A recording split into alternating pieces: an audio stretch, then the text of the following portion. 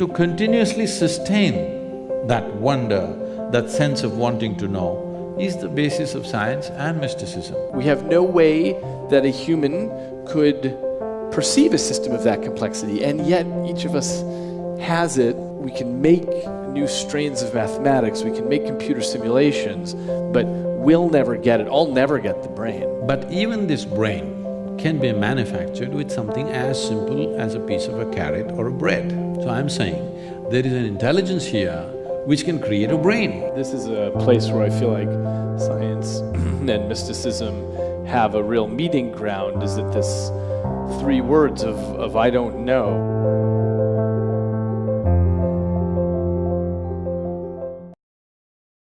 This human gadget is the gadget on the planet. Of what we have seen, this is the most sophisticated gadget on the planet, there's no question about that. Keeping that aside, but even this brain can be manufactured with something as simple as a piece of a carrot or a bread. So I'm saying, there is an intelligence here which can create a brain. Why are you ignoring that intelligence? I think that's the heart of science, is to try to understand what that is. What I mean by that is, so we have different approaches in science to get there, but studying the genetic code and understanding how the heck with 27,000 genes can you unpack a human being? Because whatever the truth is of what's happening spiritually, if there's a separate you or not, what we know for sure is that you can unpack a human being from these four letters of amino acids, and these base pairs that make these proteins, and somehow that all gets unpacked, fueled by bread and carrots and so on. You know, these kind of questions have always been on human mind. It happened almost 15,000 years ago. Adi Yogi, that means the first yogi, he had 7 disciples. These 7 disciples are full of questions. Some of them are astronomers, some of them are serious mathematicians, things like this. They have 1,000,000 questions. After some time, Adi Yogi is bored with their questions because whatever they ask, it's just a product of their intellect. They're not able to ask a question beyond that. So they ask, what is the nature of this, your cosmos? Where does it begin? Where does it end? How big is it? He's just bored. So he says, your cosmos, I can pack it into your mustard seed. The entire cosmos, I can pack it into your mustard seed, he said. Then they were flabbergasted by this. Then they said, what is it made of? If you can pack such a huge cosmos, which we can't even imagine where it begins and where it ends into your mustard seed, what is it made of? He was completely bored, even not to utter a word, he simply said like this, 5 elements. Just these 5 elements, the entire universe is a play of these 5 elements. If you master the 5 elements, you have a key to every aspect of creation. If you don't master the 5 elements, if you approach it from outside, as you approach it, it will take on 1,000,000,000,000 new forms. As you try to study it, it can take on 1,000,000,000,000 new forms as you're looking at it, because that is what it is capable of. Just 5 things. 5,000,000 things would be difficult. 5, I'm sure you and me can study, isn't it? At least I'm capable of 5. You're talking in millions and billions, but I'm 5. Are you gonna tell me what the 5 are? Huh? Are you gonna tell me what the 5 elements are? You know, these 5 elements, it's called earth, fire, water, air, space. These are 5 things. Maybe. Maybe that'll work in the end. Everything is just within this. Everything that you call as physical creation has substance of some kind. This is earth. And all of it is in movement, that's called air. All of it ascribes to some temperature, that is fire. And in everything there is water, which is the cohesiveness. If there is no water, there's no cohesiveness in anything. And all of it is held together by what we call as Akash. Here we're calling it as space in English language. It doesn't really describe what we are saying, but it's called Akash. Maybe a more closer word in English language would be ether. etheric space or whatever they're calling it as. Okay. So, These are the five things, whether an atom or a subatomic particle, everything is made of these five things. So you don't have to study the trillions of things which are manifestations of these five. If you understand these five things, if you have grasp over these five things, then everything becomes accessible. So the fundamental, the most basic process, unfortunately, the word yoga conjures completely wrong images in America. The most fundamental aspect of yoga is called bhuta shuddhi. This means cleansing of the elements so that you can feel them separately in your own system. This very body is 72% water and 12% earth, 6% air, 4% fire, remaining is space. If you take charge of these things, what you need to know, everything that is life is here, because modern physicists are saying, as you sit here, every subatomic particle is in communication with the rest of the cosmos. If it is so, you just have to become alive to it. You just have to become receptive to it. Rather than going around the cosmos and studying, if you sit here, it's reverberating because the nature… I think there is some constructional theory, something coming up in California, I don't know, you must be acquainted with these things. I blurbed the book actually on the back. So fundamentally what they're saying is, whether it is the smallest thing or the biggest thing, everything, the fundamental design is same. It is only the complexity and sophistication which is improving. Between an amoeba and you, the fundamental design is same. It is much more complex and sophisticated, but essentially life-making design is same.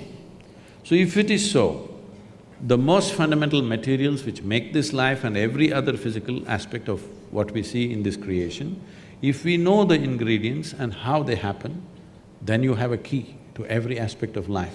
But if you try to study the creation itself, as you study, they will multiply into billions and trillions.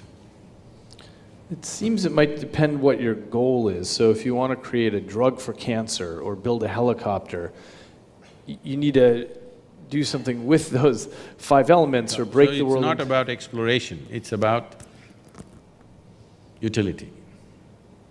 What is the use of life? Let me ask you a question. I would love to know. I've wondered that question. And I get it that science isn't getting me there. I mean, I've been in science my whole adult life, but I don't know. I get much more towards that question when I read literature, which was my first love before I went to science. So I take the point that science doesn't help me on that front at all. What would you say? I've wondered what the point is. No, when we're looking at everything as… see, right now, this is an unfortunate reality which is… doesn't agree with my aesthetics of life. Right now, science has moved from an exploratory process to an exploitative process. If you see an atom, how to use it. If you see a bacteria, how to use it. If you see an elephant, how to use it. If you use a whale, how to use it. Of course, the next thing is if you see a human being, how to use them. This is where it's going. Everything, how to use it. This is not what life is about. You may get to know how to use every damn thing, but still, life won't get any better. If you know how to keep this one, life will get better, believe me. If you just know how to sit here blissed out, life will get better. I see that point. Let me ask you, I'm curious what you think is reality out there, because I think you and I come from the same perspective that we're very limited in what we can actually see, and that an animal would see reality differently than you and I might see it differently also. If one of us has synesthesia, and so when we hear music, we see colors, things like that, then we might have very different realities. So what would it be like if you could get beyond the physical trappings? See, language can go only thus far, whether it's science or literature. It can go only that far. When you speak any language, it must make logical sense. If it does not make logical sense, people are leaving right now. Yes, because language has this… language is deeply enslaved to the fundamental logic which is a product of our intellect. Without it, we could not speak. So now you're asking about something which is not going to be logically correct. So I am not willing to make a fool of myself here, talking about something that's not going to make sense to them right now. But we will talk about it in a different way. This happened. Adiyogi had a family, the first yogi. So, some disciple of his from South India carried a basket of mangoes. Have you tasted the Indian mango? Yeah, Indian mango? I've been to India, yeah. Okay. So it's during this season, right now, unfortunately I'm in America. This time of the year, mango is the only religion in the country. Everybody is head to toe mango, okay? So, mangoes drive us crazy. In southern India, we have over 200 varieties of mangoes. So, different days they want to eat different types of mangoes and they want to cook mango, they want to… everything is mango, okay? People have come up with facial creams, mango creams and everything. So somebody carried a basket of mangoes and came all the way to Himalayas to offer it to their guru. But by the time they came, the basket one by one, mangoes going bad, either they threw it away or they ate it up, something happened. By the time they came there, only one mango was left. One beautiful South Indian mango. I'm talking about it like you talk about brain.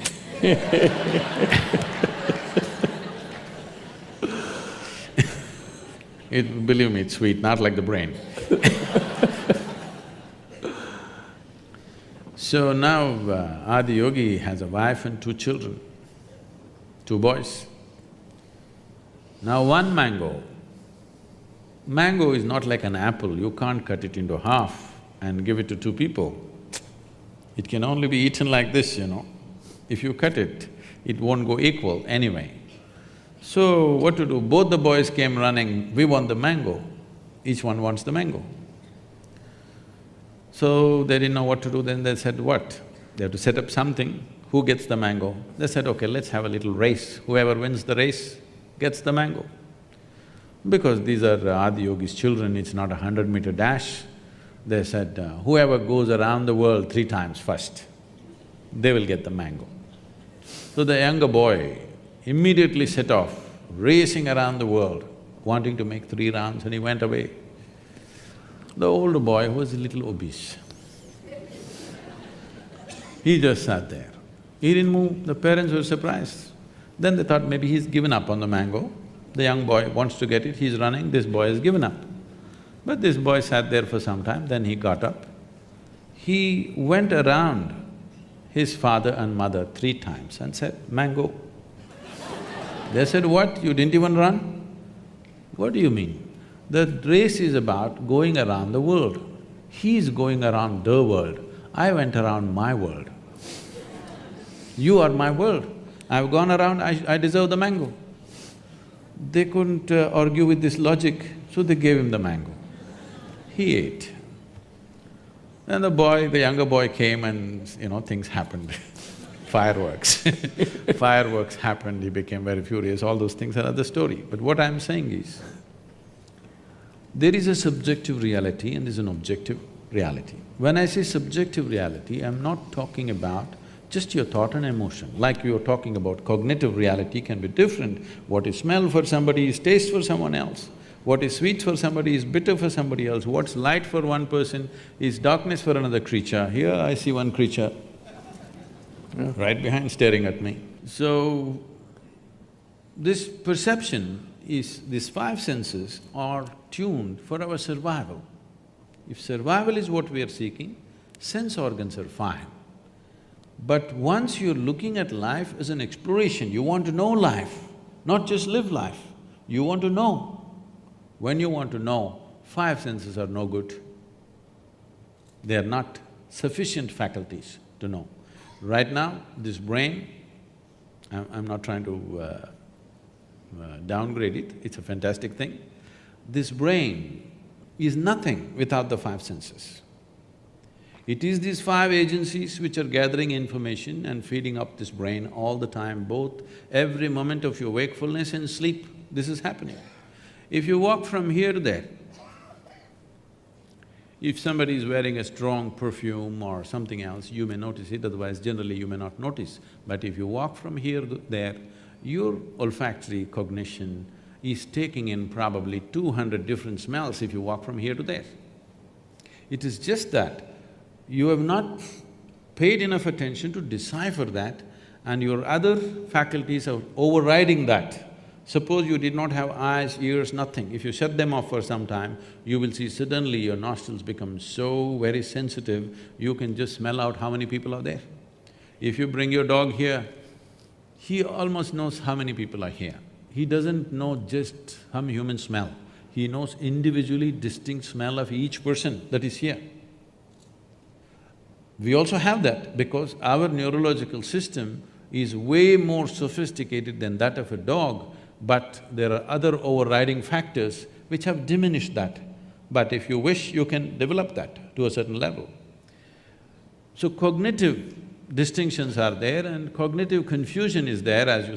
what's that word about smell becomes a color and color becomes… Synesthesia. Something. Okay, whatever. No, it's anesthesia, synesthesia, something is lost, something is mixed up, like a drink. A man who is just out of the bar may feel that way, you know. Everything may become colorful or not colorful depending upon his mood on that day or what he had. So, these things are happening because you can impair these things or enhance these things with a little bit of chemical stimulation or injuries or diseases or… This is essentially a chemical soup. What kind of a soup is the question. So our whole effort in the yogic system is how to keep it very equanimous and exuberant at the same time. The problem with most people is if they become equanimous, they become death-like. If they become exuberant, they keep flipping all the time. To be equanimous and exuberant means your sense organs and you can function in a certain way. You are vibrantly alive, but you're absolutely equanimous. If this one thing happens, suddenly your sensory perception will not be the limit for you. There are other dimensions of perception which will not come into one's experience unless there is a certain level of striving. For example, 200 years ago, I heard 97% of United States population was illiterate. Today, probably almost 100% literacy in the country. How does this happen? It's the infrastructure of schoolrooms and human infrastructure of teachers and many other things and books and whatever. If this infrastructure was not built, even today we would be in the same condition, isn't it? So similarly, for turning inward, there is no infrastructure. Few individuals may be doing it somewhere, but there is no large-scale infrastructure in the society as to look at life just as life, not as to how it is useful. Life need not be useful, it's a phenomena beyond our use. It is a phenomena to be experienced. We have come here to experience life, not to use life, isn't it so? Hello? We have come here to experience life, not about how to put this to use. This is not a work donkey. I'm trying to understand this issue about knowing. So where we clearly have overlap in the way we go about it is wanting to know things, wanting to understand everything around us. But there's a sense in which we're not limited by our intellect because I have the opportunity to ride on the back of all the other humans on the planet and those that have come before me. It's a collective intellect that's now encoded on Wikipedia and in millions of books, and I have an opportunity to take experiences from across the world, places I've never been, ideas that I would have never thought of, and so on, and feed all that in. So it's a much richer diet, first of all. A much richer data. It's a diet of data. I mean, it's what shapes my next thoughts, is what I've taken in. No, it is just that today we have access to much larger data than maybe 100 years ago, all right? But still, we've already looked at this, it's still a minuscule, isn't it? I agree. Compared to the whole cosmos, still minuscule. But it's moving in the right direction. The unslakable thirst for knowledge that humans have means that there's this ratcheting up each generation. So it's not that it is of course the case that I'm limited in my thoughts to the impressions that I've had, but I have a much bigger fire hose of impressions now that can build on the scaffolding of the generations before me, the things they've already figured out, so that I can start at the next level and But move start up. at the next level for what? Towards what end? That's a good question. I mean, it's toward the end of knowing in the way that science cares about knowing. So putting aside usefulness of technology, just the way that scientists ask questions. Richard Feynman, the physicist, said, science is like sex. Sometimes something useful comes out of it, but it's not why we're doing it.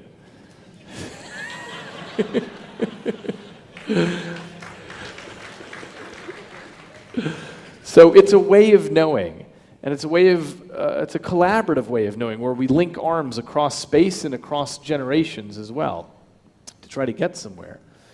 I'm in no way trying to disagree with that or in any way discredit that, it's a tremendous effort. But I'm saying, if knowing is the purpose, because wanting to know, how much time and energy somebody is willing to dedicate to that may be questionable from person to person, but everybody wants to know, there's no question about that. But knowing everything by intellect, we will know the surface of everything, but never the real source of everything or the core of everything. Because the only doorway to our experience is this human mechanism. You don't know the world any other way than the way this one is projecting right now within itself, yes? Agreed. There is no other way. You don't know how that is, you only know the way it is happening within you, isn't it? I don't know how you are really, I only know the way your picture is right now projecting in my brain or my system and how I'm perceiving it. As you know, you have drilled holes into people's brains and impaired something and put electric current and whatever you've done. I'm not saying you as a person, I'm saying these things have been done. You'll definitely know, by interfering with a certain physical process, the whole perception could change. The world has not changed, but perception has changed, so in his experience, everything has changed. So that dimension of life is only useful for survival. When I say survival, everything that we're doing is survival. To survive better, to enhance our survival to a better status or in an enhanced way of survival process. But once you've come as a human being, it doesn't matter how well you survive, still it is not good enough, isn't it? It's never going to be good enough because survival is not going to fulfill a human being. It doesn't matter how big our homes get, how big our cars get, how energy efficient it gets, how better we dress, how better we eat, still we will feel it's not enough because that's not the direction in which the life wants to go. So here's the part I'm trying to understand, is this issue about knowing, this issue about seeking knowledge. Let's say, either in science or in mysticism, we depend on our senses for that, yes? Or are you saying that I'm saying they're not dependable. Agreed.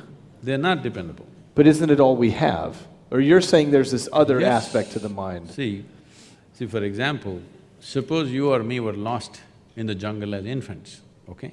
If something edible came, we definitely would take it and put it in the mouth. We wouldn't try our ears first, then nostrils, and then by accident discover the mouth. No, we just know how to eat, no question about that. So I'm saying everything concerned with our survival is inbuilt. It's there. This is millions of years of memory which is there within us, we know how to survive. But we wouldn't know how to read, we wouldn't know how to do so many other things which have become a part of our life. Do you remember when you were 2 or 3 years of age, when they tried to teach you that alphabet, the damn A, how complicated it was? It was so complicated just to get it right. You had to write 100 times to get it. Today with eyes closed, you can do it. Because of a certain striving, isn't it?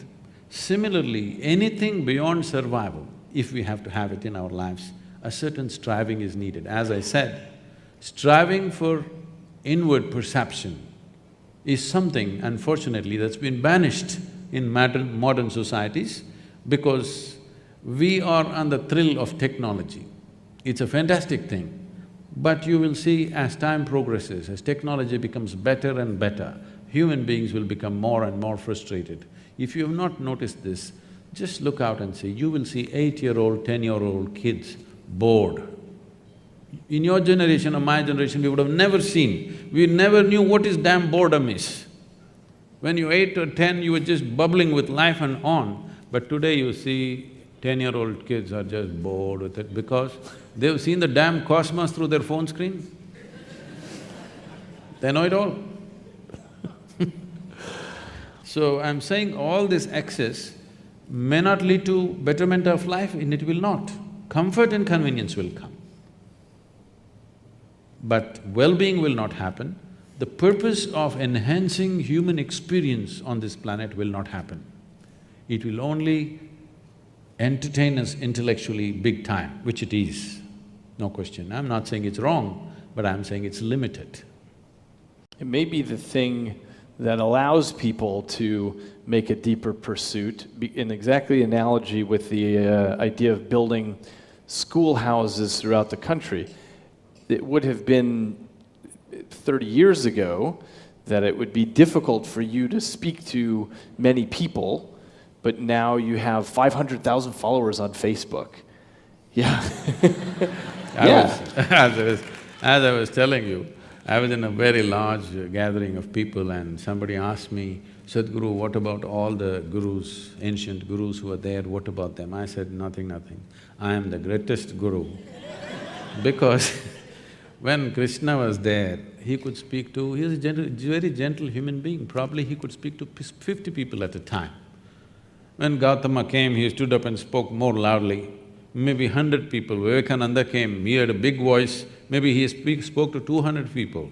Look at here, right now I'm speaking to 50,000 people, and if I want, I can speak to the whole world sitting here. So I'm the greatest guru ever. Because technology has definitely facilitated that, no question. But at the same time, technology doesn't have discriminatory powers. As you can deliver well-being, you can deliver disaster through technology by itself. It doesn't have a mind of its own, it is a certain capability, and all machines and whatever we have created technology, from a bicycle to a spacecraft or a computer or whatever, essentially only what we can do, enhancement of that. Because we can speak, now a microphone has come, a telephone has come. Because we can see, a telescope has come, a microscope has come. Only what we can do, we are enhancing it with various machines and gadgets we are creating. We have not created one machine or gadget to do something that we ourselves cannot do in a rudimentary way. I agree with that. So I'm saying you're only enhancing your 5 senses. For now, yes, but no, as you know… See, right now, it can happen. Right now, with a phone, I can talk to somebody in India. Technology may come, I can smell the food that they're cooking in India. If I'm missing home, they can turn on the phone and I can smell the food from India. It may happen. I'm not saying it's beyond that, it's very much possible it may happen. But I can do it without a phone also. So, you're very interested in inner engineering. My interest is in outer engineering, and as you know, I've built a vest in my laboratory with vibratory motors on it, and we're experimenting now with feeding in new kinds of data streams into the brain because the brain appears to be flexible enough to take in any kind of new data streams and have a sensation of it. So if I feed in weather patterns from the surrounding 200 miles, or if I feed in real-time stock market data, you can, in theory, develop a sense of the economic movements of the planet, things like this. Now, we're just at the foot of the mountain on this, but it may be that there are whole new kinds of human senses, and that would be a proof of principle of developing something that goes beyond, that makes a new kind of sense. It essentially takes these peripheral devices and adds new ones, and eventually we'll probably build new kinds of sensors and plug them right into the brain. But still they will only enhance your present capabilities, not something new, not entirely new. I don't know, if I could actually have an individual experience of weather patterns 200 miles wide, as I'm walking around, I'm tapped into that, I think that's a new human experience. It's So not I'll something tell we've you, had before. this is something that happened almost 45 years ago when I was living on a farm. So there is a man, a middle-aged man in the village who is, he can barely hear, 95% gone. Just if you shout at him, he hears something. So because he cannot hear, he cannot say anything, he just dumb and stares at things. So everybody thinks he's a fool and, things happening, he's not valued in the village. So I took him as my man Friday, and I said, you stay on my farm and work for me. So he was with me. What I found was, one morning he gets up and gets the plow and those are the days, not tractor days, we still plow with the animals. So he gets the animals and the plow ready. I said, what are you doing? He said, I'm getting ready to plow. I said, where are you going to plow? It's dry. He said, it's going to rain today. I look at the sky, it's clear sky. I said, nonsense, where is it going to rain? He said, no, it's going to rain. He simply sits there like this, because no social communication, he can't hear. He simply sits there like this the whole day. If there's no work, he just sits in one place unmoving. And he just knows. And you won't believe it'll rain. The day he says it'll rain, it will rain. Then I sit up, okay, I'm doing all this yoga, I'm not getting this guy. So I sat there day after day, turning my hand like this, trying to feel this, trying to feel that, feeling the earth, looking up, looking down, everything. I applied myself for 18 months. And today, in tropical climate, with my eyes closed, I will say, today it's going to rain means 95% it's going to rain. It's just a keener observation of everything, that's all. You just… because he could not hear, he just sharpened the other aspects so much, he just knows when it'll rain, and always, bang on. Maybe he had one of my vests on. Possible, but he was not sparkling like you. I'm curious on a completely different topic. When you look at other faith traditions, when you look at the rabbi, sages, and imams, and people all over the world of different traditions, what do you see in common? The common is, they all believe something that they don't know. Because I think the main reason why every human being is not a natural seeker is they have not realized the immensity of I do not know. Only if you say I do not know, the possibility of knowing arises, longing to know arises, seeking to know arises, then knowing becomes a possibility and a reality. Everything that you do not know, if you just believe, you destroy the possibility of knowing altogether. But belief is something that builds confidence into a human being, makes him far more sure-footed than others. But confidence without clarity is very disastrous, both for the individual and the larger humanity and the planet itself. See, suppose, let's say my vision is not clear, it is, but I'm just saying. Suppose my vision is not clear, I want to walk through you, but I can't see clearly, but I'm very confident. You know what a disaster I will be for you, all right? If I understand my vision is not clear and I don't have this foolish idea of confidence, then I will walk gently.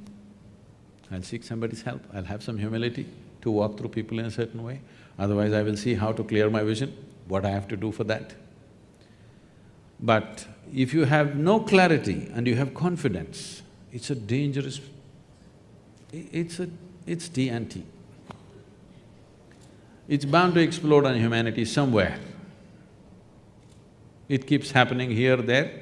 We are just looking at eruptions, small eruptions, but it's bound to happen somewhere large scale. But at the same time, as human intellect is sparkling like never before, for the first time in the history of humanity, more human beings are thinking for themselves than ever before. All these thousands of years, one village or one town with a few thousand people means only one guy would think, others would just take instructions from him. Now almost everybody is able to think. How clearly, how much clarity or confusion is a different thing, but at least they're thinking. As this evolves, I believe in the next 50 to 100 years, as more and more human beings start thinking for themselves, then you will see believing in something will be completely out of vogue. Because essentially believing something means, with all due respect to everybody, essentially believing something means you are not sincere enough to admit that you do not know. We all have to come to this much: what I know, I know.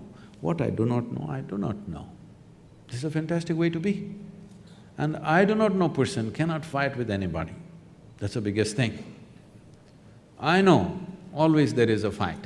So, all these religious processes which are ended up as religions, at one time when they started as an individual experience for somebody. That person shared his experience with a few people around him, maybe a dozen or maybe 100 or maybe a few thousand he shared. And over a period of time, it gets organized and becomes something totally different. So, it has a huge responsibility of handling psychological well-being of the human beings in the sense, see, human beings are psychologically always confused and they don't know where to be, what is their well-being, and for every small thing there is confusion, you know.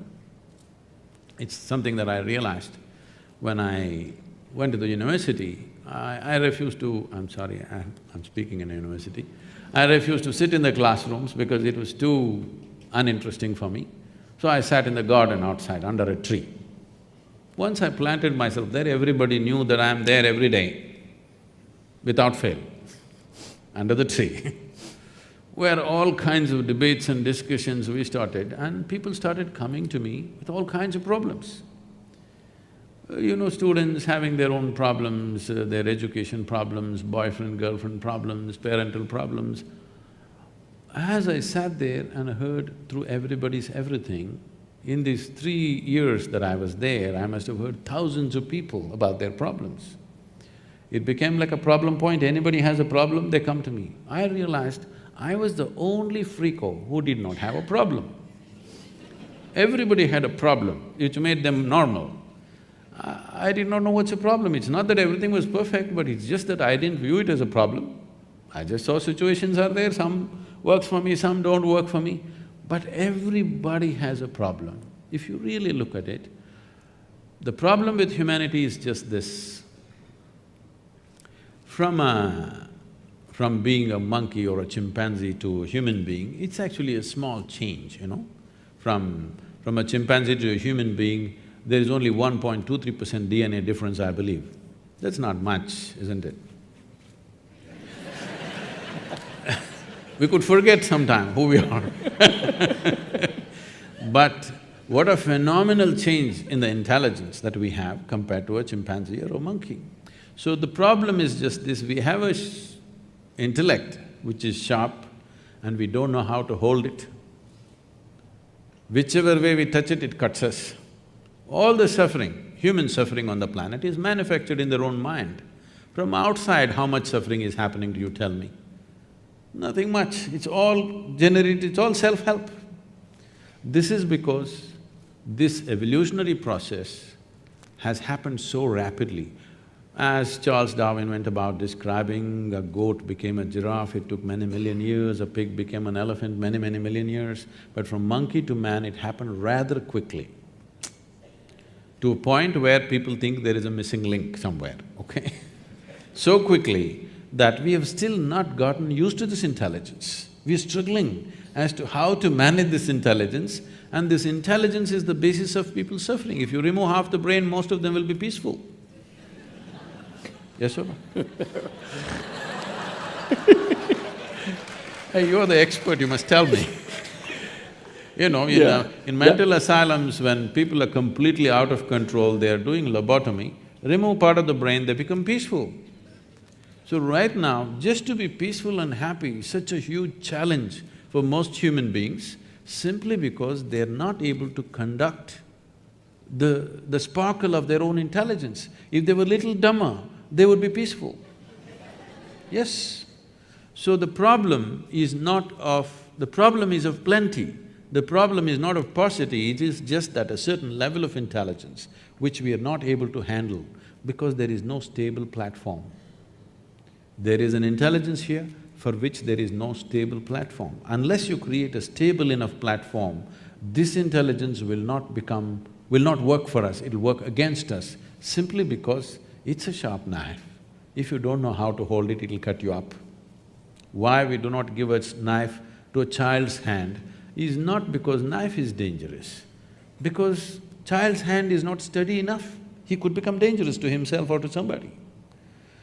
So this process of perception and understanding and consciousness, all these things are questions being asked by the intellect.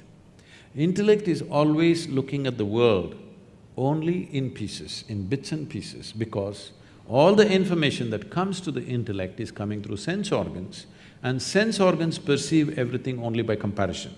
Without context, they cannot perceive anything. For example, if I touch this glass, it feels cool to me.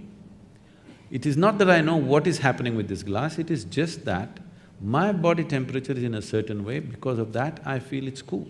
If I lower my body temperature and touch this would be warm to me. So sense organs are giving a perspective only in comparison, which is useful for survival. What this means is, suppose you're 6 feet tall, you stand like a tall man, you walk like a tall man, you feel like a tall man, you are a tall man. You went to another society where everybody is 8 feet tall. Suddenly you stand like a short man, walk like a short man, feel like a short man, you are a short man. So I'm saying this perspective of knowing everything by comparison is only useful for survival process. Now that science in its essence is interested in knowing, not about enslaving the world. How to use it is not the question.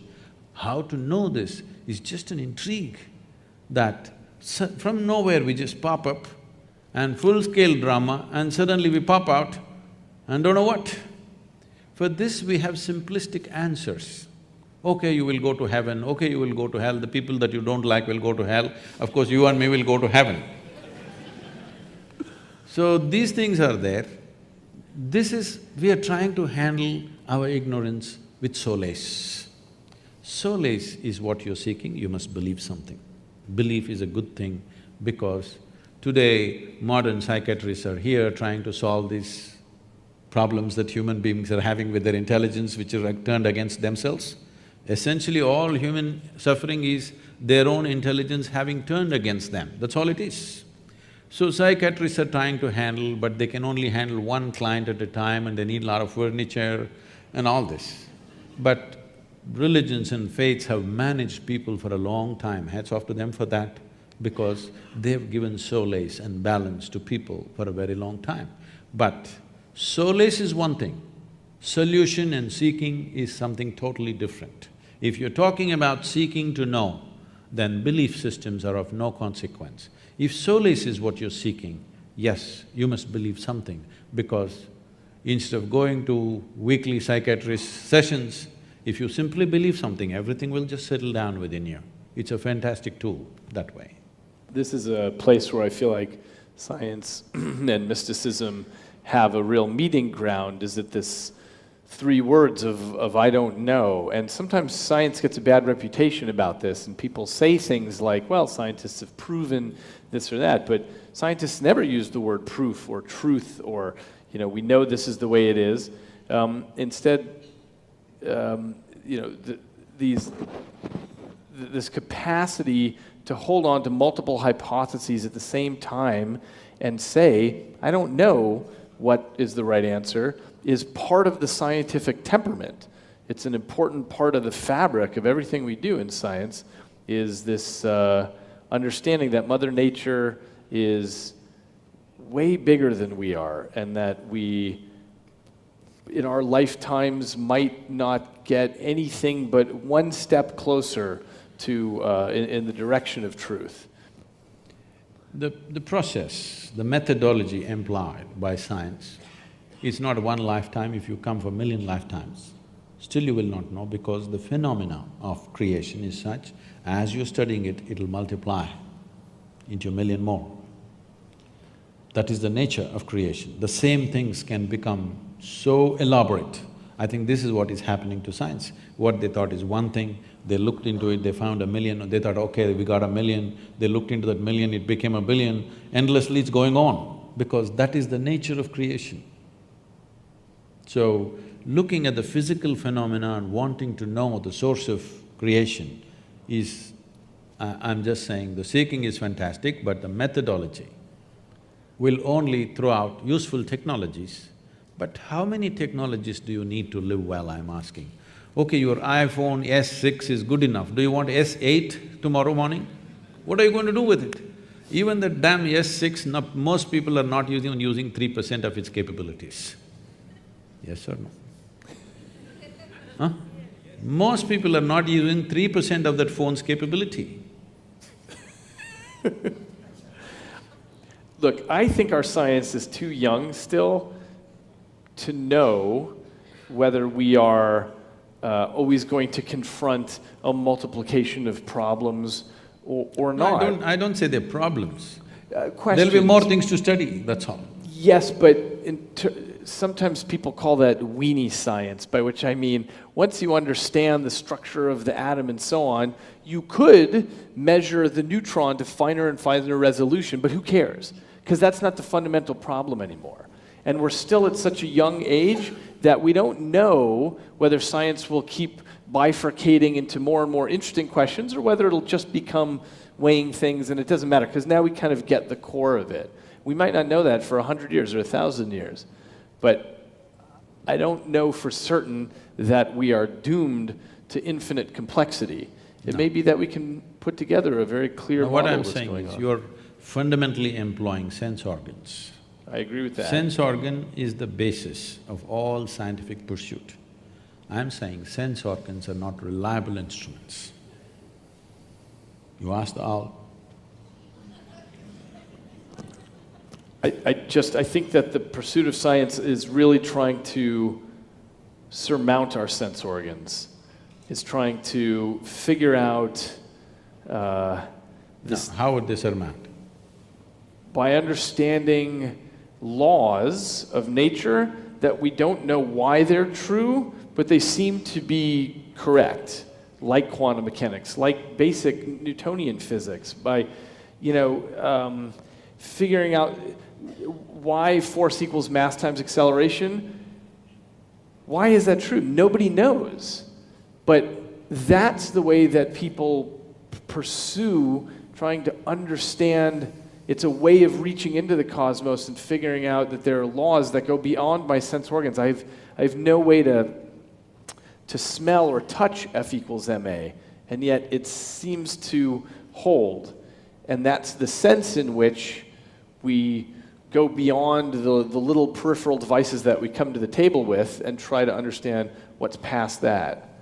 It is true that we have to translate things into equations, and equations we might write down or we might hear if we're a blind person, but in theory that's something that's beyond our basic sensory apparatus.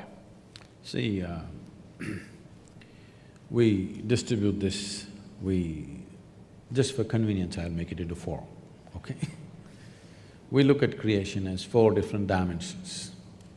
Sthula, which means the gross physical creation. Sukshma, which means subtle.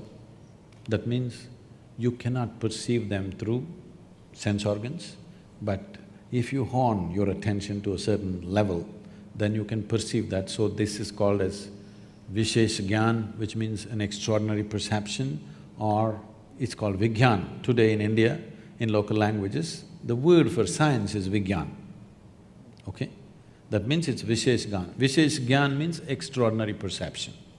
So we are perceiving things that our sense organs could not perceive, but still they are in the realm of physicality. And all physicality is perceivable through sense organs if they are honed well. If you may not be able to perceive, some other creature on the planet is able to perceive. I think… Yeah, many different creatures Yes. have totally different So slices they're of able their to perceive. ecosystem. That means it's still physical reality. So, what is called as sthula is gross reality, which all of us can see and hear and smell. What is considered as sukshma? Still physicality, but so subtle that your eyes and ears are not good enough for that, but if you're willing to pay attention, you can perceive. Then next is called as shunya, which literally translates as emptiness in English, but emptiness is not the word. It is physicality without form.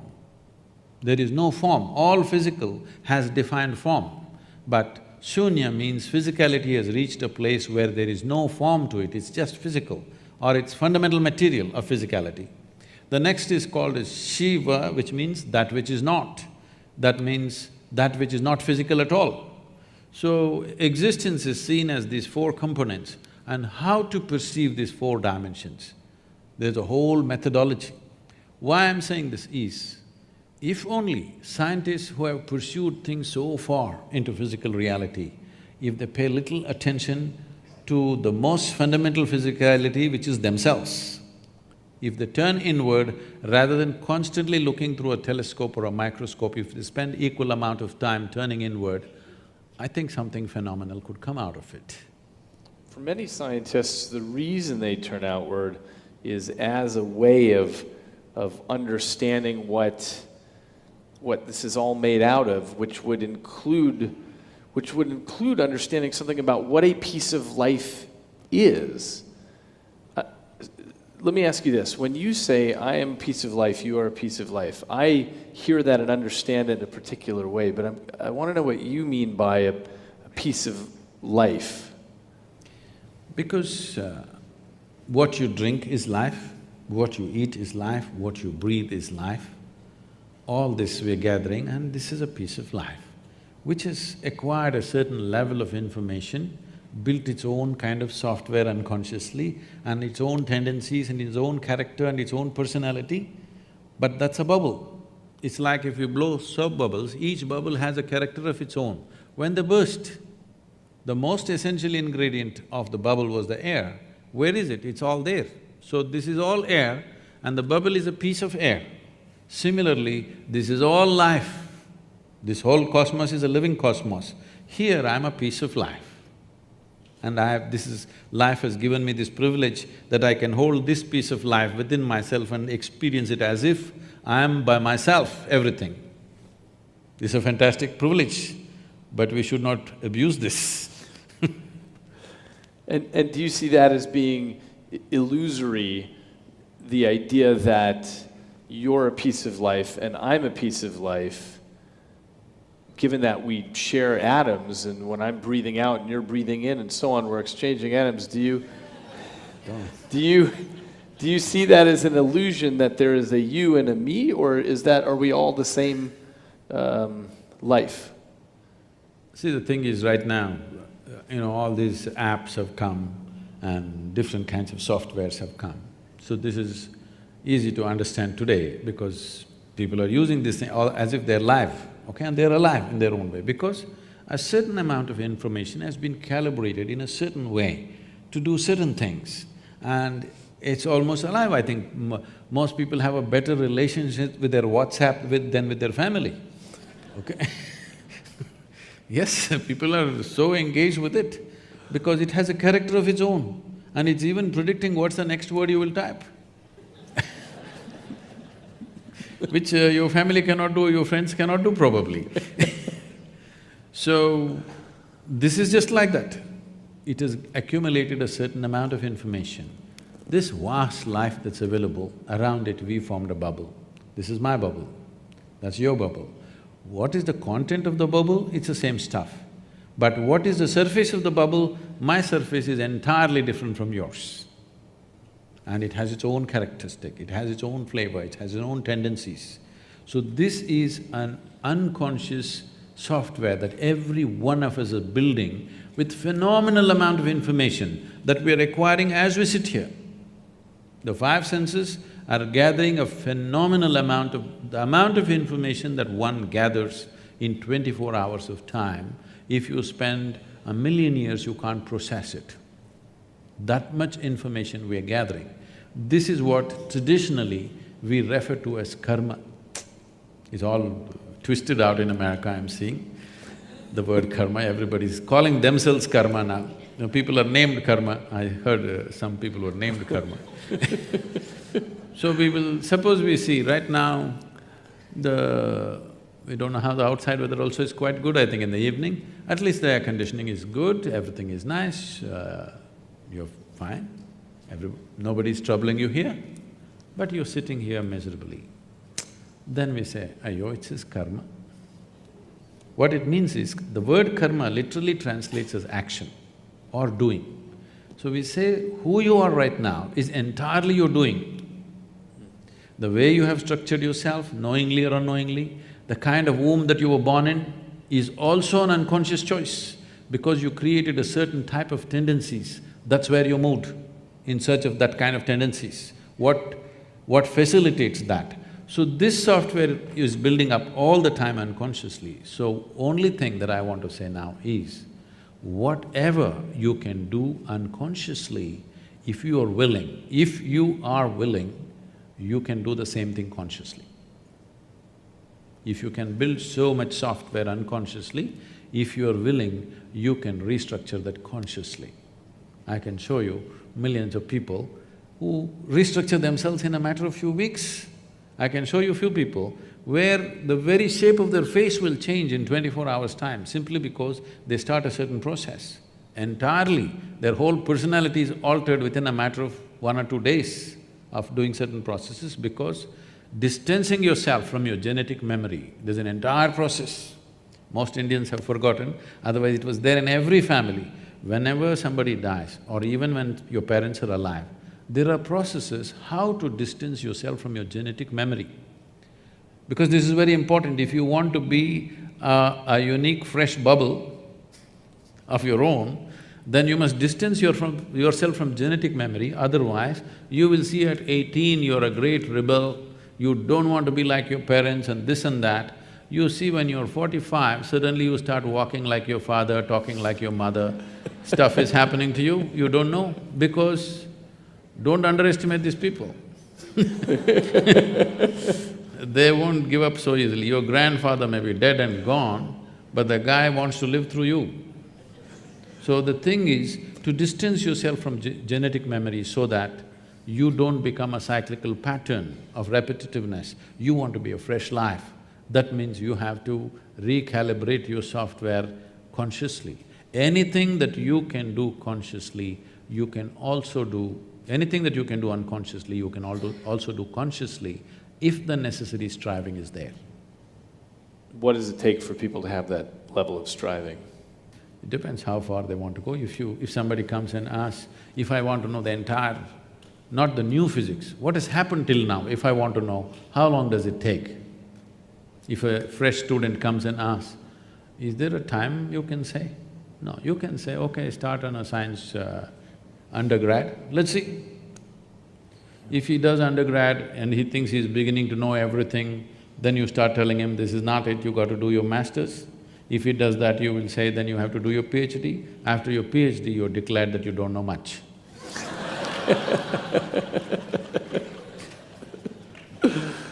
That's right, that's the path of wisdom and science, is learning how little we know. The most basic thing that one can do, how long does it take, means the most fundamental thing is, first of all, to know that there is another dimension of faculty within us, that there's another way of perceiving things, that there is something beyond, not as a belief, not as a conclusion, not as something that is said in some scripture or by some guru or some teacher or whatever, but by yourself to know, beyond this body, beyond this mind, there is something within you. This experience, if this has to happen, I would say if you are willing to dedicate just 30 hours of absolutely focused time, if you give me, in 30 hours' time, we can bring you to a place, we can give you a tool through which you know something beyond your physicality. What that thing is, you don't have to jump into a conclusion, but something beyond your physical nature will become alive within you and you know there is something beyond physical nature. If that is enough inspiration for you to continue your pursuit, then how long it will take the entire pursuit, you cannot say, each individual is his own. They're saying enough. Okay, I have a… I have a message that we're going to go to Q&A now. And Trent, is there a pattern to the Q&A in terms of people getting a microphone, or should they just shout? Okay, I see. There are microphone runners and people will raise their hand. Okay. I thought they were announcing dinner time.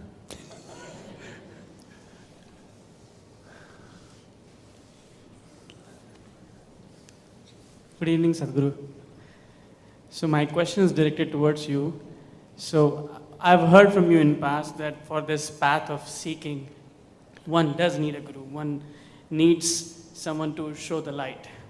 So how does one select a guru? How does one know who's the right person to take him through that path?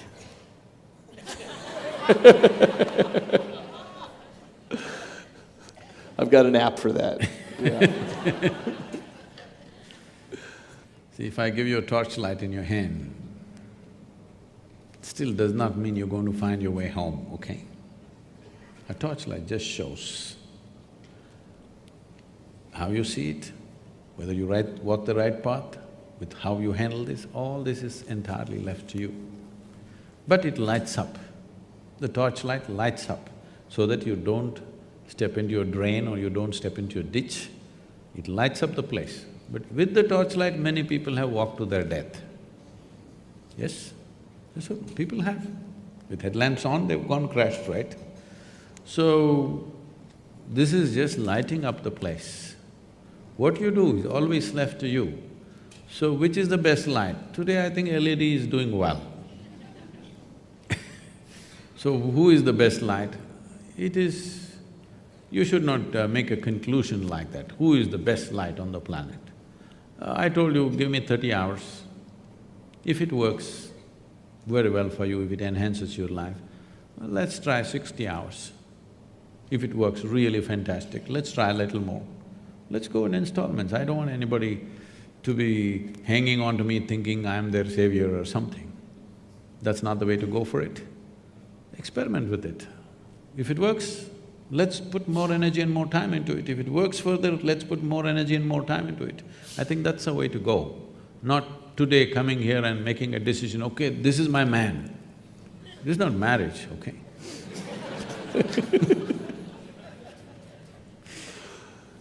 Can I… Right here, first I would ask David for a question. I don't want to discount science from mysticism or mysticism from science, but what I want to, through this discussion, what I had been thinking about is, as you say, you observe, how can I have a question for David first. Have you ever studied someone who's observed themselves from outside, like suspending yourself from within you and observing you? And to Sadhguru, what would be the best technique to achieve that level of human intelligence, that you suspend yourself out of yourself and observe yourself? So it depends exactly what we mean by observing yourself from the outside. There is what's called an out-of-body illusion that people can have. It's a little complicated to explain the setup, but it has to do with wearing some video goggles and putting a camera behind you. And so you're now seeing your body, with your goggles, you're seeing your own body there. And, you know, somebody scratches your back, and you can see your back getting scratched over there, and you're feeling it also, but you're seeing your own body at a distance. And this allows people to sometimes have a very clear experience where their body is there, but they feel like, I am 6 feet behind over here. So there's a neuroscience group in Europe that was able to induce this illusion when people were even lying down, and that gave them the opportunity to stick them into a brain scanner and measure brain activity while they were having this out-of-body experience, and thought they were 6 feet away from their body. Brain imaging is limited in the sense that what we can say is, well, there are particular sets of Christmas lights that light up when you're having that kind of experience. But unfortunately, that's where science gets a little bit stuck, because we can describe the neural correlates of subjective experience, but we don't know yet why they're identical to that subjective experience.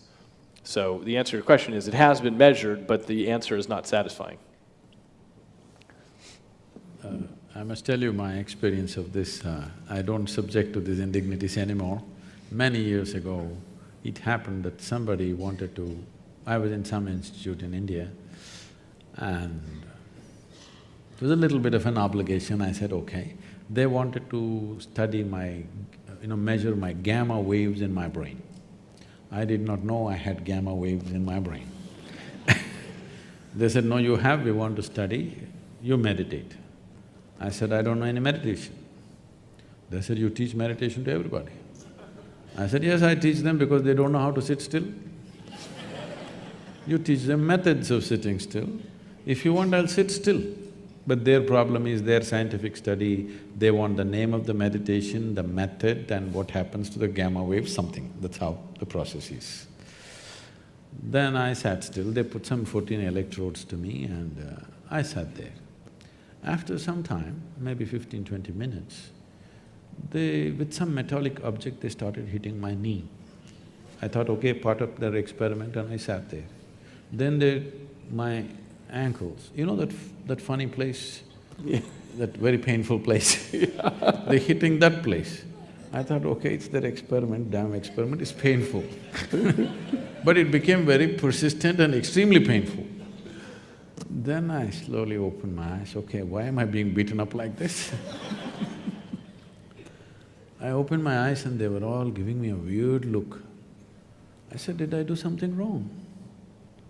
They said, according to our instruments, you are dead. I said, that's a great diagnosis.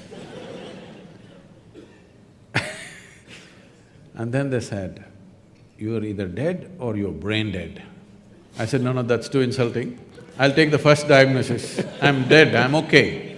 If you give me a certificate that I'm dead, I can live with that.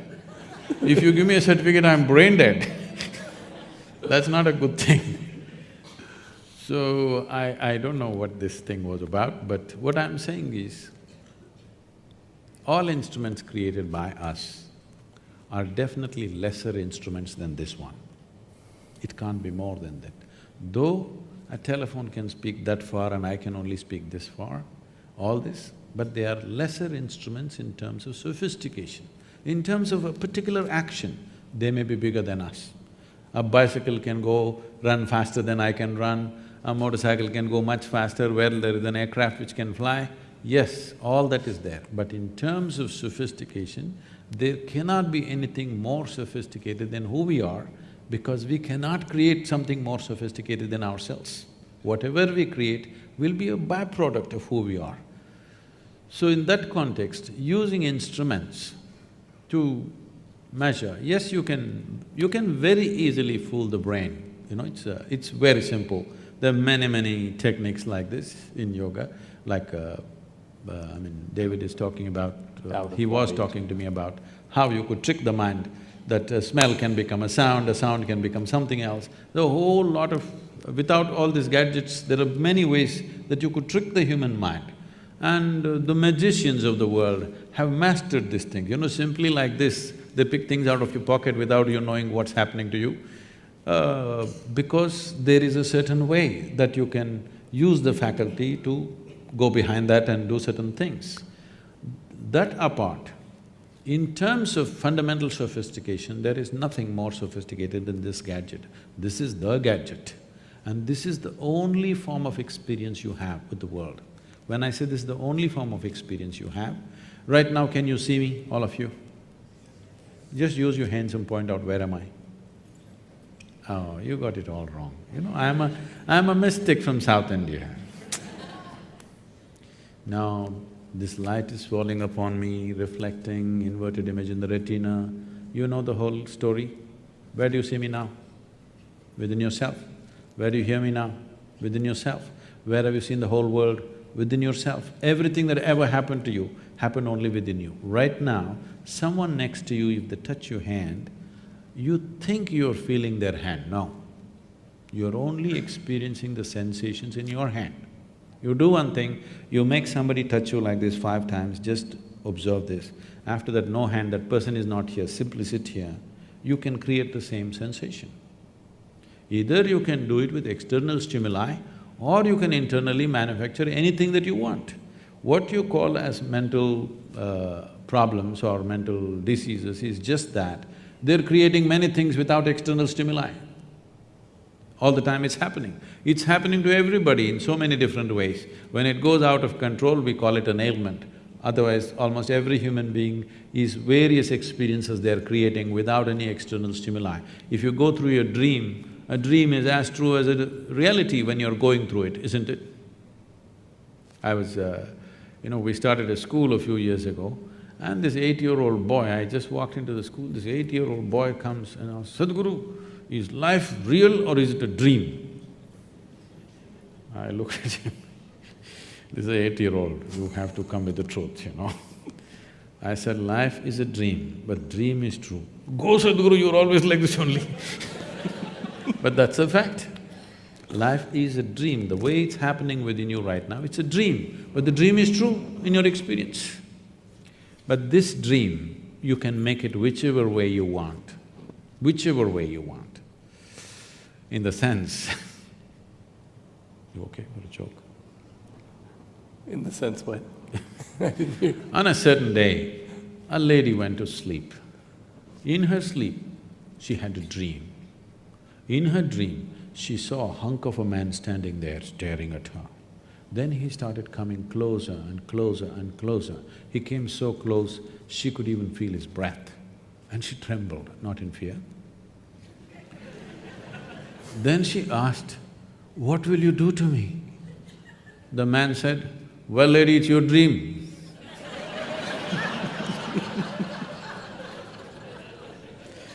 Thank you.